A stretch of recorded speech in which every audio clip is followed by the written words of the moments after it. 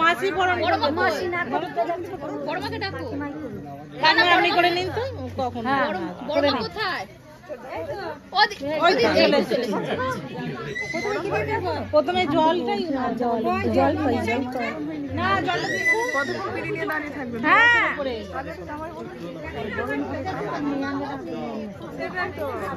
আগে এনে দেখে জামাই ঘাম বেরিয়ে গেল হাতে ব্যথা হচ্ছে আর টাইম লাগবে কিন্তু একটু বসিয়ে না দাও